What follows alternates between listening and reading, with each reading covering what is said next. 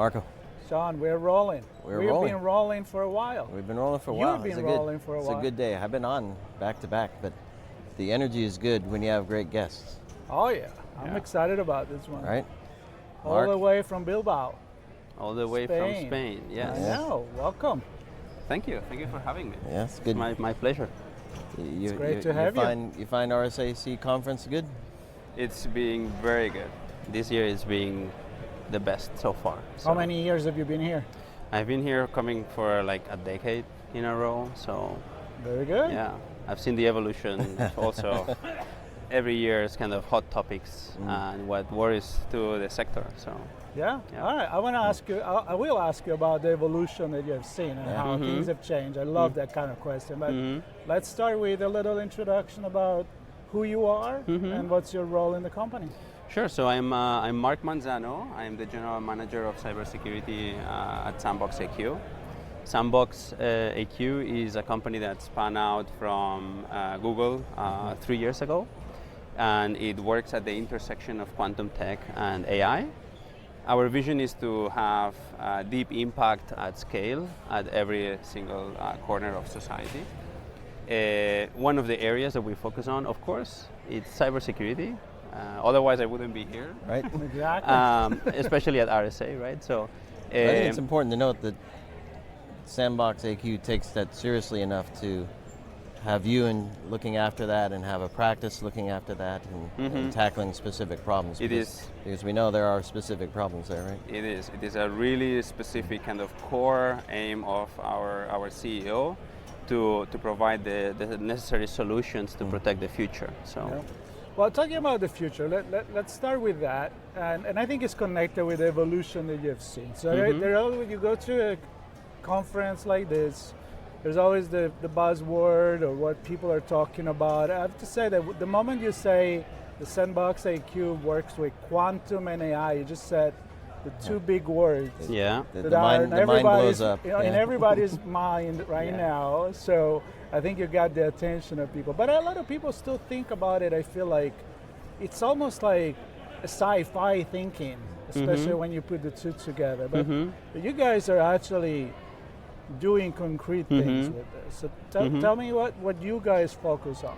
So on the quantum side, what we are like specifically our group, my group at Sandbox, what we focus on the quantum side is mainly considering that there is this upcoming massive migration in terms of algorithms, in terms of protocols, that needs to happen everywhere, that needs to go across the globe, and that all entities need to go through.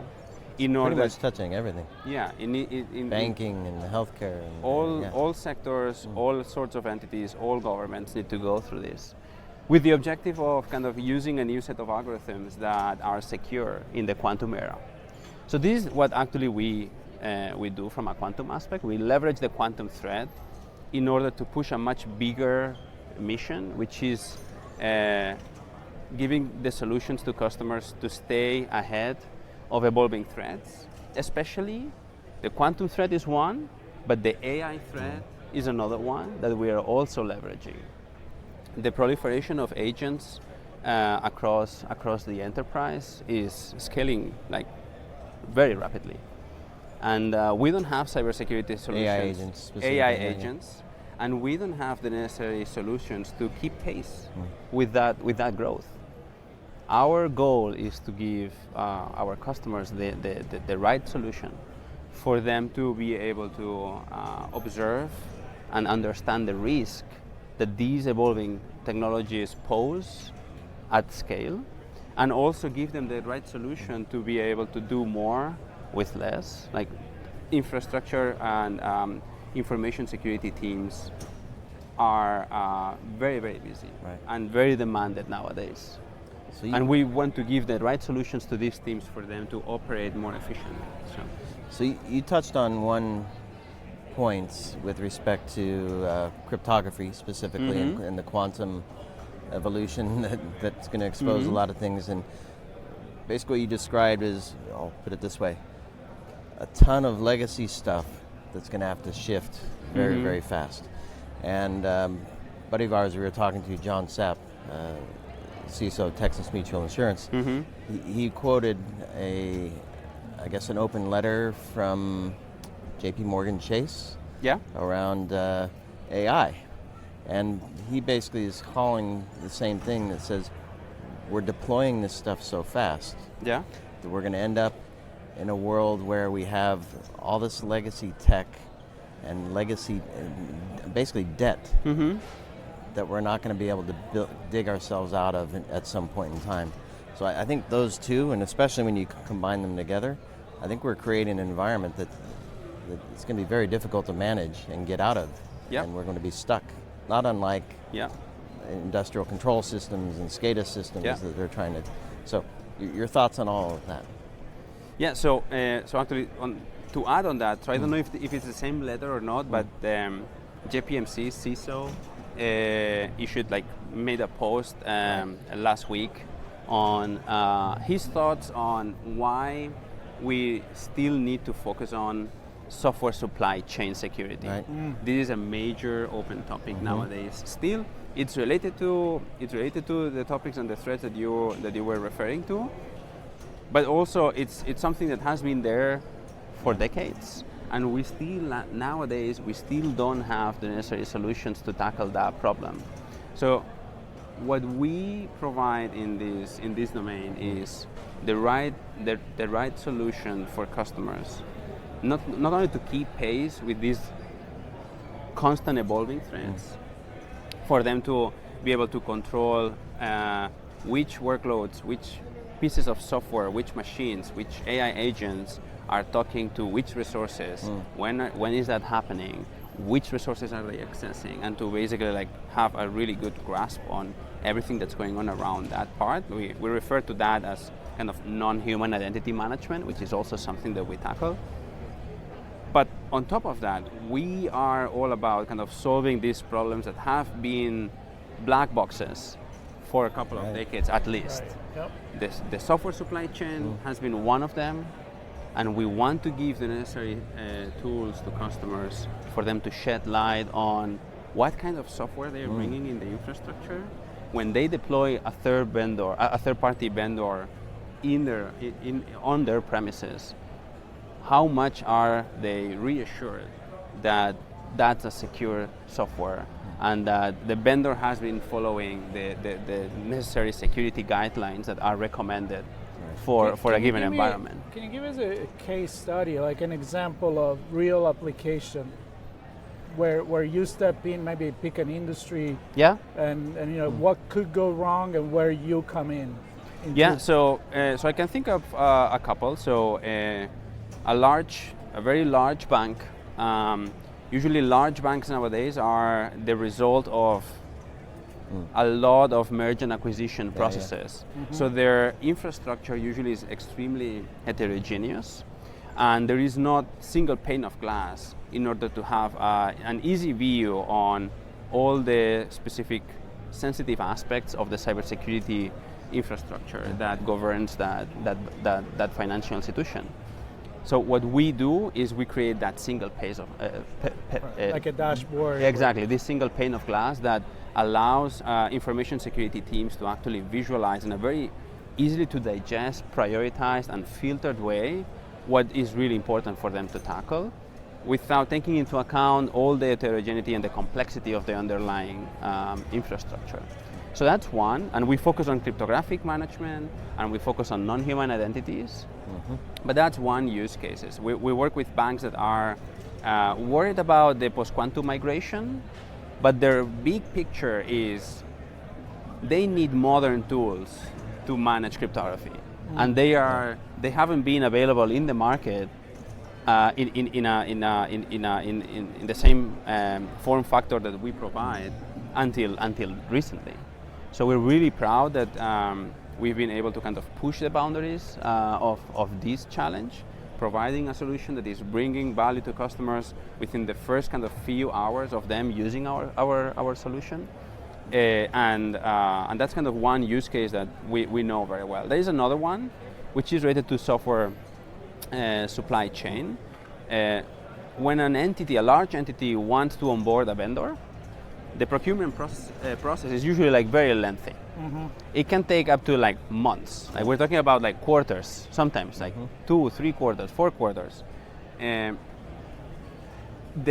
main issue of that process is there is no mechanism to actually evaluate if that vendor is going to give you something that you can rely on.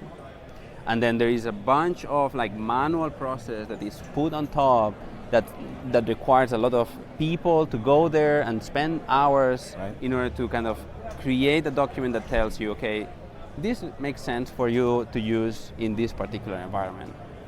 With our solution, you can kind of put the vendor through it, and then you can actually get a really easy, quick digest of what's the security posture of that piece of software. Right. Basically, like cutting from months to like a few minutes, a few hours. What happens? So it's really great. Yeah. What happens when the open source library gets updated by that vendor? You guys pick up? Exactly. So we're not a one-off solution. We're not scanning once and then leaving the customer premises. Like we're there 24/7, 365. Like the monitoring needs to be constant. We firmly believe that if you are not there monitoring in real time what's going on in your infrastructure, you won't be able to know everything that's happening, because infrastructure nowadays, especially on the backend side, on the cloud side, it's pretty ephemeral. So you create workloads, you create like certain computing power when there is a peak of demand that you need to serve. But when that demand kind of plateaus and disappears, all of that piece of infrastructure goes away. And if you are not like monitoring that piece of infrastructure during that time, you'll never be able to know if that was secure or not, and what was the security posture or the risk that was posing on your organization, right? I mean, that 1 year check, that 1 month, 1 day, all it takes is like an update or a patch, and then it needs to be real time. It needs to be real time. I want to ask this. So we've talked about that moment in time, whether it's 5 years or 10 years, cryptography is broken by quantum capabilities, and there's perhaps a move before that and a move after that to kind of reset the world with new stuff. That's not the end. So I want your view of where cryptography goes at that point, driven by quantum, I presume. And also, since you're also looking at the AI piece and non-human identities and agent AI, agentic AI and all this stuff, how does that change the future of management of things in an environment, talking to each other, trust becoming even more important than ever? What's that future look like, and how is that going to impact organizations? How do you help? Because it seems like a huge mess to me. Yeah. So on the cryptographic piece, so there are now some algorithms that NIST, the National Institute of Standards and Technology from the US, has defined as the new set of standards that need to be applied across the globe, as we've seen, and across any domain. All organizations need to go through this update, and then they have two choices. They have a choice of doing this like manually and doing it once, or they have the choice to actually take this as an opportunity to improve and upgrade the way that they actually perform these updates.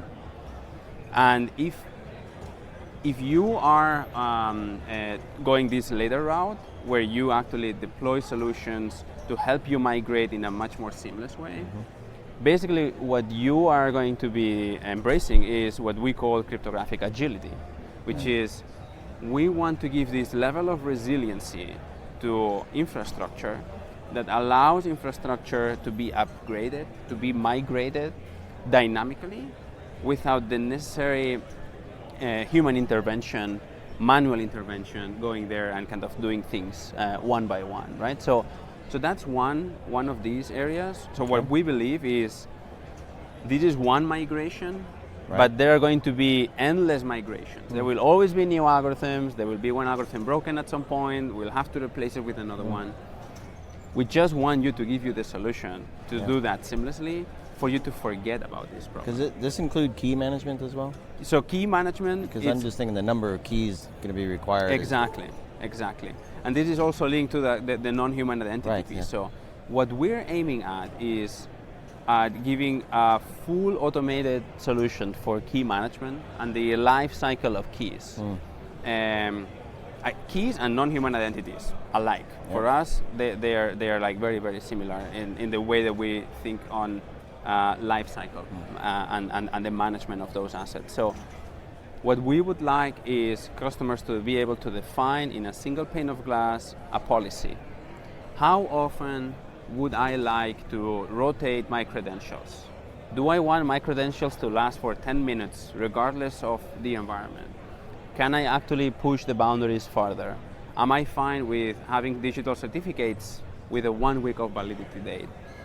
This should be kind of part of the bread and butter of a very easy to digest UI that allows an information security team to just click a button and then push it and enforce it across the entire infrastructure. I'd want that now before.